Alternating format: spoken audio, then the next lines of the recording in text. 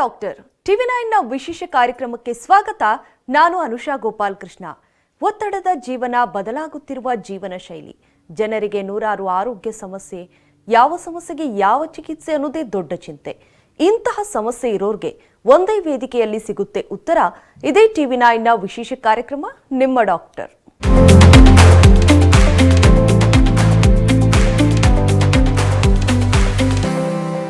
ಬಂಜೇತನ ಇತ್ತೀಚಿನ ದಿನದಲ್ಲಿ ಸಾಮಾನ್ಯವಾಗಿ ಕಂಡುಬರುವಂತಹ ಸಮಸ್ಯೆಗಳಲ್ಲಿ ಒಂದಾಗಿದೆ.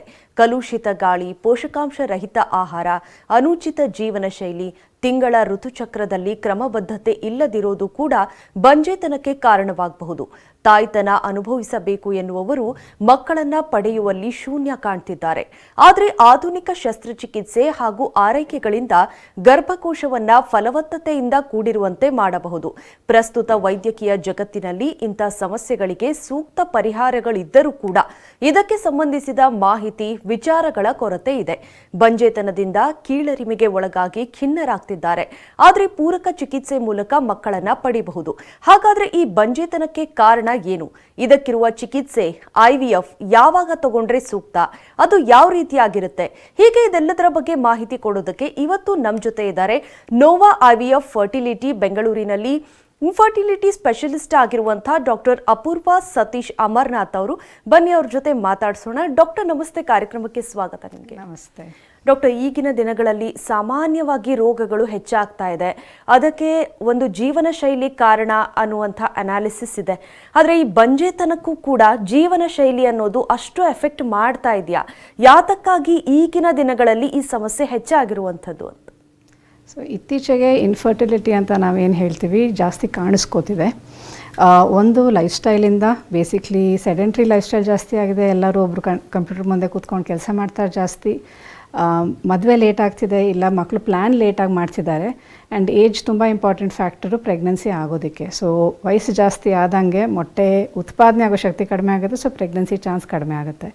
ಅದ್ರ ಜೊತೆಗೆ ಅನ್ಹೆಲ್ದಿ ಫುಡ್ಡು, ಸ್ಮೋಕಿಂಗ್ದು ಎಫೆಕ್ಟ್ ಜಾಸ್ತಿ ಆಗಿದೆ, ಆಲ್ಕೋಹಾಲ್ ಎಫೆಕ್ಟ್ ಜಾಸ್ತಿ ಆಗುತ್ತೆ. ಇದರಿಂದ ಇನ್ಫರ್ಟಿಲಿಟಿ ಓವರ್ ಆಲ್ ಜಾಸ್ತಿ ಆಗ್ತಿದೆ. ಇದು ಆಲ್ಮೋಸ್ಟ್ 1 in 8 ಕಪಲ್ಸ್ಗೆ ಎಫೆಕ್ಟ್ ಆಗುತ್ತೆ. So it is very common. And female ಫ್ಯಾಕ್ಟರಿಂದ ಆಲ್ಮೋಸ್ಟ್ 50% ಎಫೆಕ್ಟ್ ಆಗುತ್ತೆ. ಆ್ಯಂಡ್ ಮೇಲ್ ಫ್ಯಾಕ್ಟ್ರಿಂದ ಆಲ್ಮೋಸ್ಟ್ 50% ಎಫೆಕ್ಟ್ ಆಗುತ್ತೆ.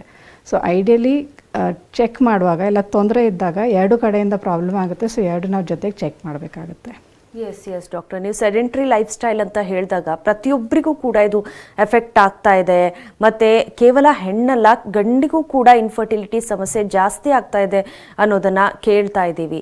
ಸೊ ಇದರ ಮೂಲಕ ಡಾಕ್ಟರ್, ಈ IVFನಂಥ ಚಿಕಿತ್ಸೆಗಳು ಯಾರಿಗಾಗಿ ಹೆಚ್ಚಾಗಿ ಕೊಡಲಾಗುತ್ತೆ? ಅಂದರೆ ಇದು ಇಬ್ಬರಿಗೂ ಕೂಡ ವರ್ಕ್ ಆಗುತ್ತಾ? ಯಾವ ರೀತಿ ಇರುತ್ತೆ ಅನ್ನುವಂಥದ್ದು? So basically IVF as A treatment ಇರೋದು, ನಾವು ಮೊಟ್ಟೆ ಬೆಳೆಸ್ಬಿಟ್ಟು ವೈಫಲ್ಲಿ ಮೊಟ್ಟೆ ಹೊರಗೆ ತೆಗೆದ್ಮೇಲೆ ಹಸ್ಬೆಂಡ್ದು ವೀರ್ಯ ಜೊತೆಗೆ ಕೂಡಿಸ್ಬಿಟ್ಟು ಭ್ರೂಣ ರೆಡಿ ಮಾಡಿ ಟ್ರಾನ್ಸ್ಫರ್ ಮಾಡೋದು. So IVF as A treatment ಯಾರಿಗೆ ಬೇಕಾಗತ್ತಂದರೆ, 2 ಟ್ಯೂಬ್ಸ್ ಅಕಸ್ಮಾತ್ ಬ್ಲಾಕ್ ಆಗಿದೆ, ಬಿಕಾಸ್ ಟ್ಯೂಬಿಂದ ಮೊಟ್ಟೆ ಮತ್ತು ವೀರ್ಯ ಅಲ್ಲಿ ಕೂಡೋದು. ಟ್ಯೂಬ್ ಏನಾದ್ರು ಬ್ಲಾಕ್ ಆಗಿತ್ತು ಅಂದರೆ ಪ್ರೆಗ್ನೆನ್ಸಿ ತಾನೇ ಆಗಲ್ಲ. ಸೊ IVF ಬೇಕಾಗತ್ತೆ. ವೀರ್ಯ ಪರೀಕ್ಷೆ ಮಾಡಿದಾಗ ವೀರ್ಯದ ಕೌಂಟ್ ತುಂಬ ಕಡಿಮೆ ಇದೆ, ಇಲ್ಲರೆ ಏನೂ ಕಾಣಿಸ್ತಿಲ್ಲ ನಮಗೆ ಅಂದರೆ ನಮ್ಗೆ IVF ಬೇಕಾಗತ್ತೆ. ಮೊಟ್ಟೆ ಉತ್ಪಾದನೆ ಆಗೋ ಶಕ್ತಿ ತುಂಬ ಕಡಿಮೆ ಇತ್ತು, ಆವಾಗ್ಲೂ IVF ಬೇಕಾಗತ್ತೆ. ಇಲ್ಲಾಂದರೆ ಒಂದೊಂದು ಕಾರಣದಲ್ಲಿ ಒಬ್ಬರೊಬ್ಬರಿಗೆ ಸುಮಾರು ಮಿಸ್ಕ್ಯಾರೇಜ್ಗಳಾಗ್ತವೆ. ಪ್ರೆಗ್ನೆನ್ಸಿ ಆಗ್ತಿದೆ ಬಟ್ ಮಿಸ್ಕ್ಯಾರೇಜ್ ಆಗ್ತಿದೆ. ಆ್ಯಂಡ್ ಮೋಸ್ಟ್ ಕಾಮನ್ ಕಾಸ್ ಈ ಥರ ಇದ್ದಾಗ ಮಿಸ್ಕ್ಯಾರೇಜ್ ಆಗಲಿಕ್ಕೆ ಭ್ರೂಣ ಏನಾದ್ರು ಜೆನೆಟಿಕ್ಲಿ ಅಬ್ನಾರ್ಮಲ್ ಇತ್ತು ಅಂದರೆ. ಸೊ ಆ ಥರ ಸಿಚುವೇಷನಲ್ಲಿ IVFಲ್ಲಿ ನಾವು ಜೆನೆಟಿಕ್ ಟೆಸ್ಟಿಂಗ್, ಭ್ರೂಣದು ಜೆನೆಟಿಕ್ಲಿ ನಾರ್ಮಲ್ ಇದೆ ಅಂತ ಚೆಕ್ ಮಾಡಲಿಕ್ಕೆ IVF ಆ ಕಾರಣದಲ್ಲೂ ಮಾಡ್ಬೋದು. ಆ್ಯಂಡ್ ಏಜ್ ಜಾಸ್ತಿ ಆದಂಗೆ, ಬಿಕಾಸ್ ವಯಸ್ಸು ಜಾಸ್ತಿ ಆದಂಗೆ ಮೊಟ್ಟೆ ಉತ್ಪಾದನೆ ಆಗೋ ಶಕ್ತಿ ಕಡಿಮೆ ಹಾಕ್ಕೊಂಡು ಹೋಗುತ್ತೆ. ಸೊ ಆ ಸಿಚುವೇಷನಲ್ಲೂ ನಾವು IVF ಮಾಡ್ಕೋಬೋದು. So these are the basic causes. And ಒಂದೊಂದು ಸಾರಿ ಟ್ರೀಟ್ಮೆಂಟ್ ತೊಗೊಂಡಿರ್ತಾರೆ, ಸುಮಾರು ವರ್ಷ IUIs ಅಂತ ಟ್ರೀಟ್ಮೆಂಟ್ ಆಗಿರುತ್ತೆ, ಬಟ್ ಅಂದ್ರೂ ಪ್ರೆಗ್ನೆನ್ಸಿ ಆಗಿಲ್ಲ. ಆ ಥರ ಸಿಚುವೇಷನಲ್ಲೂ ನಾವು IVF ಅಂತ ಅಡ್ವೈಸ್ ಮಾಡ್ತೀವಿ.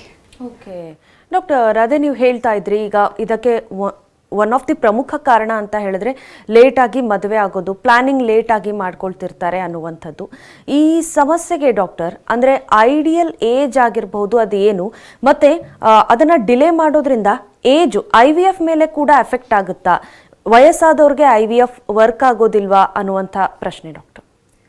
ಸೊ ಬೇಸಿಕ್ಲಿ ಹೆಂಗಸರಲ್ಲಿ ಏನಾಗುತ್ತೆ ಅಂದರೆ ಹುಟ್ಟಿದಾಗ ಎಲ್ಲ ಮೊಟ್ಟೆ ಉತ್ಪಾದನೆ ಆಗುತ್ತೆ. ಸೊ ಹುಟ್ಟಿದ ಮೇಲೆ ಒಂದೂ ಮೊಟ್ಟೆ ಉತ್ಪಾದನೆ ಹೊಸದಾಗಲ್ಲ. ಸೊ ಇದ್ದಿದ್ದ ಮೊಟ್ಟೆಯಲ್ಲಿ ತಿಂಗಳು ಒಂದೊಂದು ಮೊಟ್ಟೆ ರಿಲೀಸ್ ಹಾಕ್ಕೊಂಡು ಹೋಗುತ್ತೆ.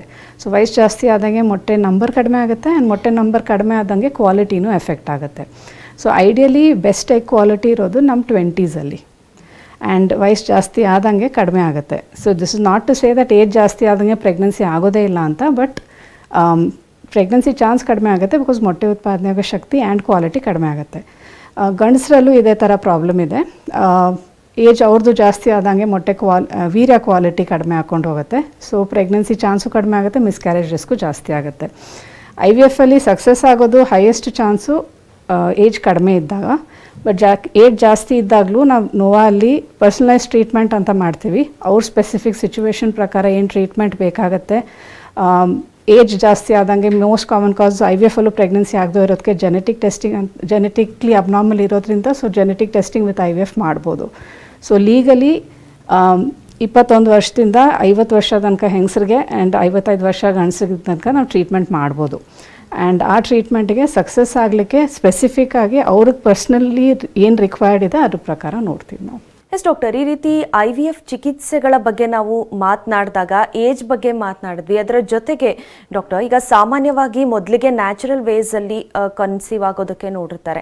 ಅದಾದಮೇಲೆ ನೀವು ಹೇಳ್ದಂಗೆ IUI-ನಂಥ ಚಿಕಿತ್ಸೆಗಳು, ಅದು ಕೂಡ ಮಲ್ಟಿಪಲ್ ಟೈಮ್ಸ್ ಮಾಡಿಯೋ ಒಂದು ಹಂತದಲ್ಲಿ IVF ತಗೊಳ್ಬೇಕು ಅಂದ್ಕೊಂಡಾಗ ಯಾವುದು ರೈಟ್ ಟೈಮ್ ಆಗಿರುತ್ತೆ? ಅಂದರೆ ಮಲ್ಟಿಪಲ್ ಟೈಮ್ಸ್ IUI ಟ್ರೈ ಮಾಡಬೇಕಾ? ಆಮೇಲೆ ಟೋಟಲ್ IVF ಪ್ರೊಸೀಜರ್, ಈ ಒಂದು ಚಿಕಿತ್ಸೆ ಎಷ್ಟು ದಿನ ಒಳಗೊಂಡಿರುತ್ತೆ? ಅಂದರೆ ಎಷ್ಟು ತಿಂಗಳುಗಳು ಆವರೇಜ್ ಆಗಿ ಹಿಡಿಬೋದು ರಿಸಲ್ಟ್ಸ್ ಕೊಡೋದಕ್ಕೆ ಅಂತ? ಸೊ ಯಾವಾಗ ಸ್ಟಾರ್ಟ್ ಮಾಡೋದು treatment, I would say earlier the better because age ತುಂಬ ಇಂಪಾರ್ಟೆಂಟ್ ಫ್ಯಾಕ್ಟರು. ಆ್ಯಂಡ್ ತುಂಬ ಜಾಸ್ತಿ ವೆಯ್ಟ್ ಮಾಡಬಾರ್ದು. ಸೊ ಐಡಿಯಲಿ ನಾವು ಹೇಳ್ತೀವಿ 1 ವರ್ಷ ನೀವು ನ್ಯಾಚುರಲಾಗಿ ಟ್ರೈ ಮಾಡಿ ಪ್ರೆಗ್ನೆನ್ಸಿ ಆಗಿಲ್ಲ ಅಂದರೆ ಚೆಕಪ್ಗಾರು ಬರಬೇಕಾಗತ್ತೆ, ತೊಂದರೆ ಎಲ್ಲಿದೆ ಅಂತ ಕಂಡುಹಿಡಿಯೋಕ್ಕೆ. ತೊಂದರೆ ಪ್ರಕಾರ IUI ಅಂತ ಟ್ರೀಟ್ಮೆಂಟ್ ಬೇಕಾಗ್ತದೆ, IVF ಅಂತ ಬೇಕಾಗತ್ತಾ ಅಂತ ನಾವು ಡಿಸೈಡ್ ಮಾಡ್ತೀವಿ. ಒಬ್ರೊಬ್ರು ಏನು ಮಾಡ್ತಾರೆ, ಒಂದು ಟ್ರೀಟ್ಮೆಂಟ್ ಮಾಡಿ 1-2 ವರ್ಷ ಬ್ರೇಕ್ ತೊಗೊಂಡು ಮತ್ತು ಇನ್ನೊಂದು ಟ್ರೀಟ್ಮೆಂಟ್ ಮಾಡಿ, ಸೊ ಈ ಥರ 5 ವರ್ಷ 10 ವರ್ಷ ವೆಯ್ಟ್ ಮಾಡಿ ಬರ್ತಾರೆ.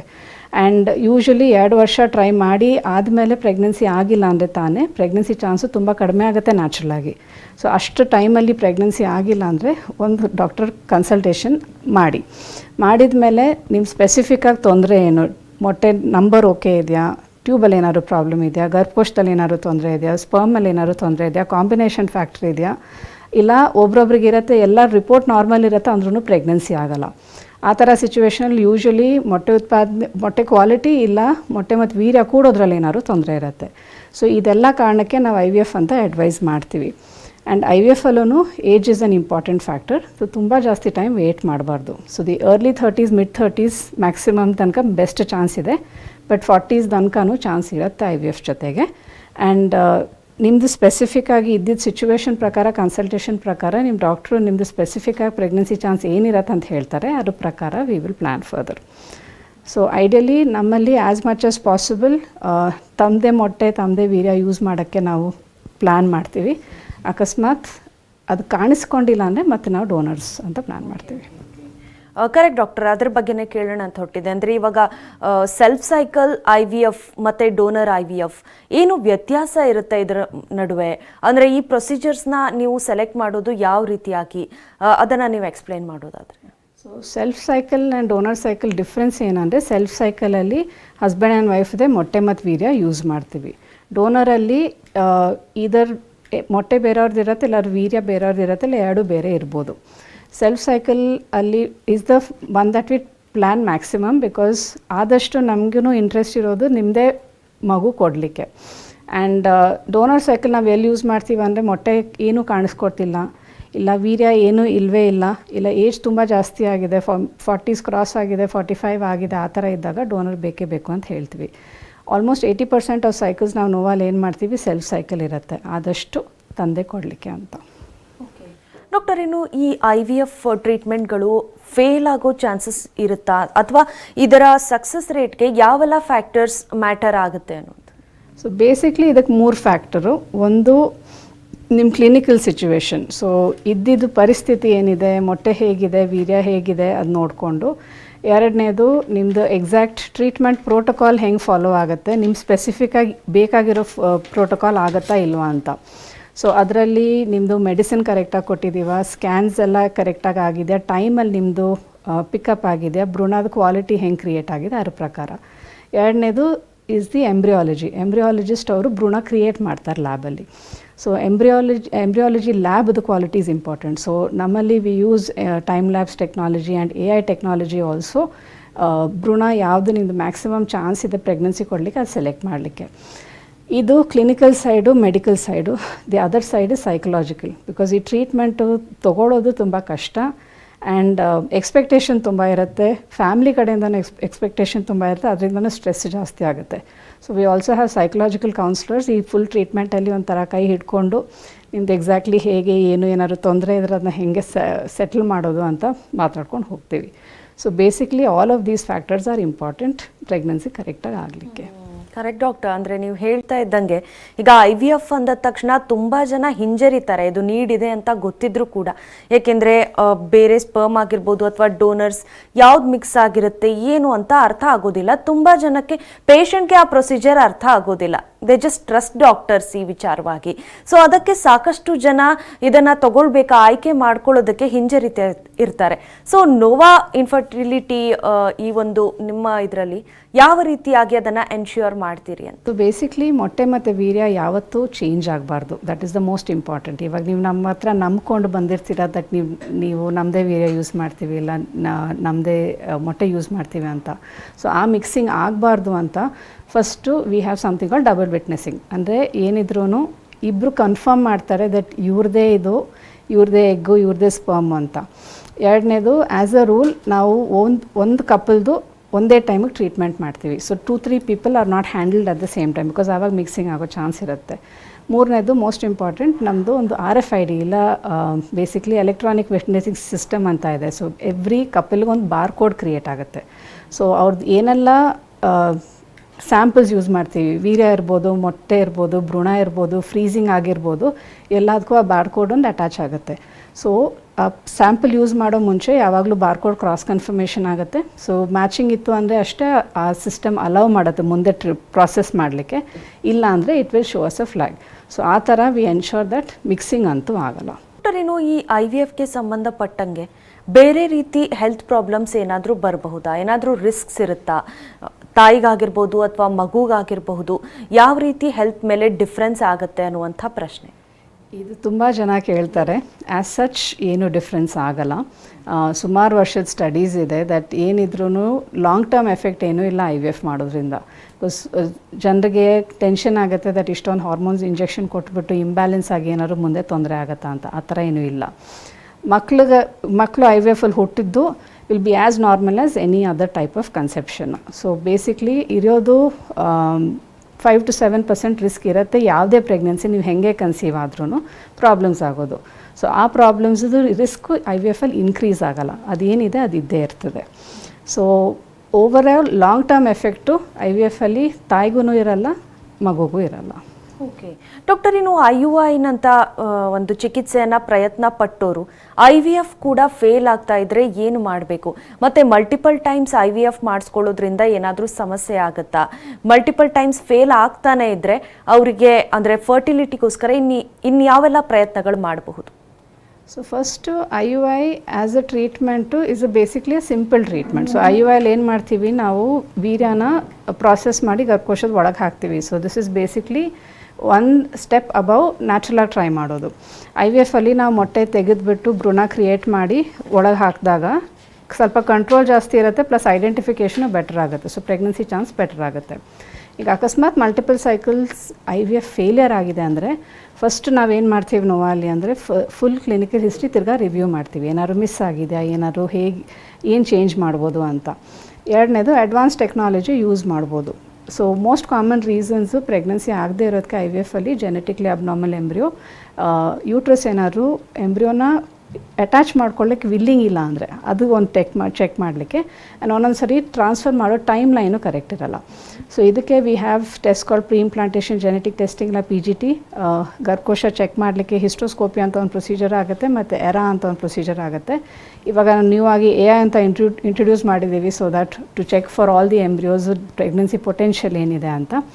ಆ್ಯಂಡ್ ಅಗೇನ್ ರಿಕ್ವೈರ್ಮೆಂಟ್ ಪ್ರಕಾರ ಇದ್ದಿದ್ದ ಹಿಸ್ಟ್ರಿ ಪ್ರಕಾರ ಎನಿ ಅಡಿಷ್ನಲ್ ಅಡ್ವಾನ್ಸ್ ಟ್ರೀಟ್ಮೆಂಟ್ ಬೇಕಾಗುತ್ತೆ ಅದು ಮಾಡ್ಬೋದು.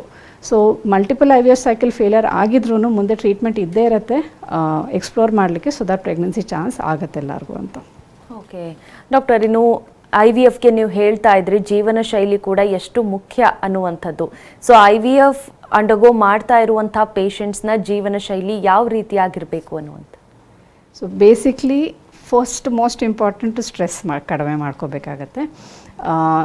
Generally healthy life style, so processed food ಅಂತ ಹೇಳ್ತೀವಿ, ಇಲ್ಲ ಅನ್ಹೆಲ್ದಿ ಫುಡ್ ಅದನ್ನ ಅವಾಯ್ಡ್ ಮಾಡಬೇಕು. ಸ್ಮೋಕಿಂಗ್ ಆ್ಯಂಡ್ ಸ್ಮೋಕ್ ಎಕ್ಸ್ಪೋಜರ್, ಬೇರೆಯವ್ರು ಸ್ಮೋಕ್ ಮಾಡಿದ್ರು ಅವ್ರ ಹತ್ರ ಇರಬಾರ್ದು.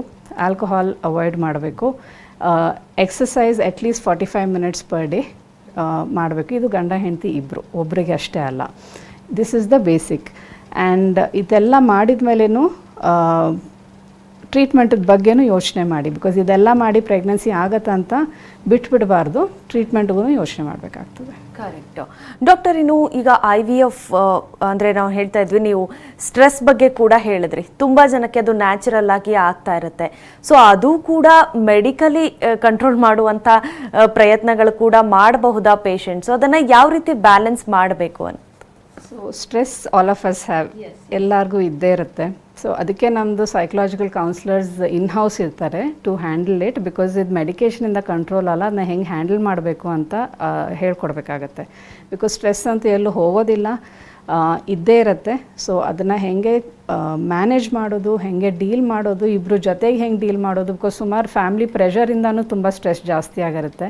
ಅದನ್ನು ಹೆಂಗೆ ಶಟ್ಔಟ್ ಮಾಡಿ ಮುಂದೆ ಪ್ಲ್ಯಾನ್ ಮಾಡೋದು, ಅದನ್ನು ನೋಡ್ಕೋಬೇಕಾಗತ್ತೆ. So most important is the counselling aspect. Okay doctor, technology ಇವಾಗ ಇಷ್ಟು ವರಿತಾ ಇದೆ, ಅದು which is a good news. ಅದರ ಜೊತೆಗೆ ಡಾಕ್ಟರ್, ಅಂದರೆ ನೀವು ಡಯಾಗ್ನೋಸಿಸ್ ಎಷ್ಟೆಲ್ಲ ಟೆಸ್ಟ್ಗಳು ಬಂದಿದೆ, ಯಾವ ರೀತಿ ಹೆಲ್ಪ್ ಮಾಡ್ತಾ ಇದೆ ಅಂತ ಹೇಳಿದ್ರಿ. ಸೊ ರಿಸಲ್ಟ್ ವೈಸ್ ಅದು ಯಾವ ರೀತಿ ಇಂಪ್ರೂವ್ ಆಗಿದೆ ಅಂತ ನಿಮಗೆ ಅನಿಸುತ್ತೆ, ಮತ್ತು ಮುಂದಿನ ದಿನಗಳಲ್ಲಿ ಅದು ಹೆಚ್ಚಾಗೋದಕ್ಕೆ ಏನೆಲ್ಲ ಮಾಡಬಹುದು ಅನ್ನುವಂಥ? ಇವಾಗ 50 ವರ್ಷದ ಹಿಂದೆ IVF ಸ್ಟಾರ್ಟ್ ಆಗಿತ್ತು. ಆ್ಯಂಡ್ ಆವಾಗ ಪ್ರೆಗ್ನೆನ್ಸಿ ಚಾನ್ಸ್ 10%ಗಿಂತ ಜಾಸ್ತಿ ಇರಲಿಲ್ಲ. ಟೆಕ್ನಾಲಜಿ ಇನ್ಕ್ರೀಸ್ ಆದಂಗೆ ನಮ್ಮದು ಐಡೆಂಟಿಫಿಕೇಷನು ಬೆಟರ್ ಆಗಿದೆ, ಪ್ರೆಗ್ನೆನ್ಸಿ ಚಾನ್ಸು ಬೆಟರ್ ಆಗಿದೆ. ಸೊ ಇವಾಗ ಡಿಪೆಂಡಿಂಗ್ ಆನ್ ಸಿಚುವೇಶನ್ ಪ್ರಕಾರ 60 to 80% ತನಕನೂ ಪ್ರೆಗ್ನೆನ್ಸಿ ಆಗ್ಬೋದು, ಬಟ್ ಅಗೇನ್ ಸಿಚುವೇಶನ್ ಪ್ರಕಾರ. ಸೊ ಟೆಕ್ನಾಲಜಿ ಬಂದಂಗೆ ಅದನ್ನು ಸ್ಪೆಸಿಫಿಕ್ಕಾಗಿ ಕರೆಕ್ಟಾಗಿ ಯಾರಿಗೆ ಬೇಕಾಗತ್ತೆ ಅವ್ರಿಗೆ ಯೂಟಿಲೈಸ್ ಮಾಡಿದರೆ ಪ್ರೆಗ್ನೆನ್ಸಿ ಔಟ್ಕಮ್ ಬೆಸ್ಟ್ ಆಗುತ್ತೆ. ಡಾಕ್ಟರ್, IVF ಬಗ್ಗೆ ಸುಮಾರು ಪ್ರಶ್ನೆಗಳು ಸಾಕಷ್ಟು ಜನಕ್ಕಿದೆ. ಅಂದರೆ ಮೋಸ್ಟ್ ಆಫ್ ದಿ ಟೈಮ್ ಇದು ಮಲ್ಟಿಪಲ್ ಪ್ರೆಗ್ನೆನ್ಸೀಸ್ ಅದಕ್ಕೆ ಕಾರಣ ಆಗುತ್ತೆ ಅನ್ನುವಂಥದ್ದು. ಅದು ಅಂತಂದರೆ ಯಾವ ಫ್ಯಾಕ್ಟರ್ಸ್ ಅದಕ್ಕೆ ಎಫೆಕ್ಟ್ ಆಗುತ್ತೆ, ಮತ್ತು ಹೆಲ್ತ್ ವೈಸ್ ಏನು ಪ್ರಾಬ್ಲಮ್ ಆಗೋದಿಲ್ಲ ಅಂದರೂ ಕೂಡ ಅಂದರೆ ಮಗುವಿನ ಜೀವ ಕಳ್ಕೊಳ್ಳುವಂಥ ಕೇಸಸನ್ನು ಜಾಸ್ತಿ ನೋಡಿರ್ತಾರೆ. ಅದು ಯಾಕಾಗುತ್ತೆ doctor? So multiple pregnancies IVF ಕಾಮನ್ನಾಗಿ ಕಾಣೋದು ಬಿಕಾಸ್ ಮೋರ್ ದ್ಯಾನ್ ಒಂದು ಭ್ರೂಣ ಟ್ರಾನ್ಸ್ಫರ್ ಮಾಡ್ತೀವಿ. ಐಡಿಯಲಿ ನಮ್ದು ಏಮ್ ಇರೋದು ಆ್ಯಸ್ ಮಚ್ ಆಸ್ ಪಾಸಿಬಲ್ ನ್ಯಾಚುರಲಾಗಿ ಹೆಂಗಾಗುತ್ತೆ ಅದನ್ನ ಮಿಮಿಕ್ ಮಾಡಲಿಕ್ಕೆ. ಸೊ ಒಂದು ಭ್ರೂಣ ಟ್ರಾನ್ಸ್ಫರ್ ಮಾಡೋದು, ಒಂದು ಒಳ್ಳೆ ಕ್ವಾಲಿಟಿ ಭ್ರೂಣ ಟ್ರಾನ್ಸ್ಫರ್ ಮಾಡಿದರೆ ಮದರ್ಗೂ ಸೇಫು, ಬೇಬಿಗೂ ಸೇಫ್. ಬಿಕಾಸ್ ಟ್ವಿನ್ಸಲ್ಲಿ ಇಲ್ಲ ಅದಕ್ಕಿಂತ ಜಾಸ್ತಿ ಏನಾದರೂ ಆದರೆ ಬೇಗ ಡೆಲಿವರಿ ಆಗೋ ಚಾನ್ಸ್ ಇರುತ್ತೆ. ಆವಾಗ ಬೇಬಿದು ವೇಟ್ ಕಡಿಮೆ ಇದ್ದಾಗ ತೊಂದರೆ ಜಾಸ್ತಿ ಆಗುತ್ತೆ. So the way to avoid it is ಒಂದೇ ಒಂದು ಭ್ರೂಣ ಟ್ರಾನ್ಸ್ಫರ್ ಮಾಡೋದು ಒಳ್ಳೆಯದು. ಬಿಕಾಸ್ 2 ಭ್ರೂಣ ಹಾಕಿದರೆ ಟ್ವಿನ್ಸ್ ಆಗೋ ಚಾನ್ಸ್ ಇದ್ದೇ ಇರುತ್ತೆ. ಡಾಕ್ಟರ್, ಇನ್ನು IVF ಅಲ್ಲಿ ಅಂದರೆ ಬೇರೆ ಬೇರೆ ರೀತಿಯಾಗಿ ನಿಮ್ಗೆ ಅಂದರೆ ಅಲ್ಟಿಮೇಟ್ಲಿ ಸ್ಪರ್ಮ್ ಡೋನರ್ ಅಂಥದ್ದನ್ನು ಚಾಯ್ಸ್ ಮಾಡಬೇಕಾಗುತ್ತೆ.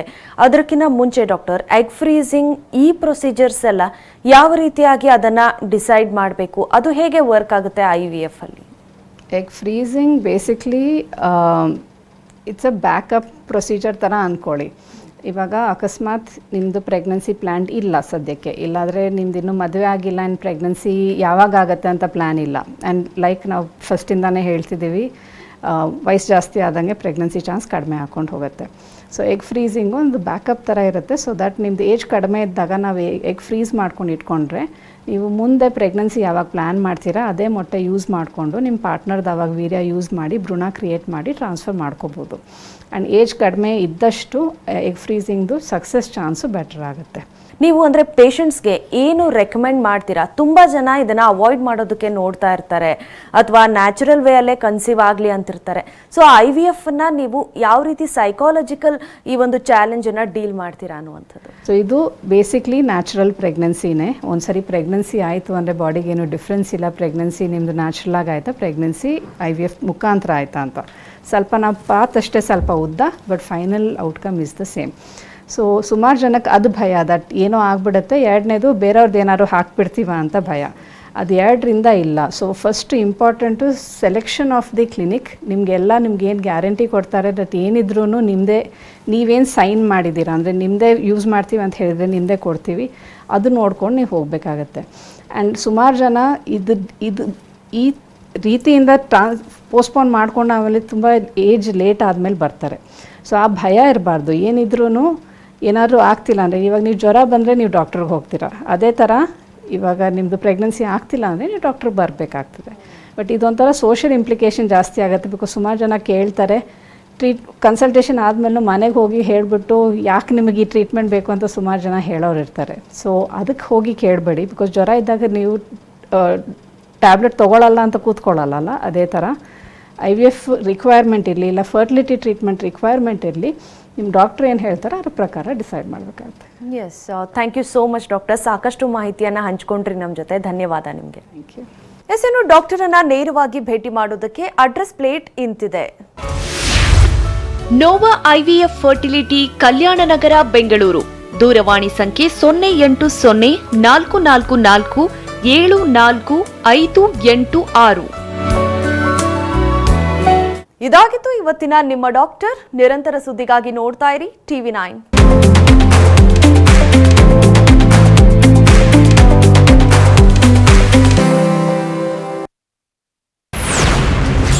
ಓ ದೇವ್ರೇ, ನನ್ ಗಂಡ ಕುಡಿದು ಸತ್ತ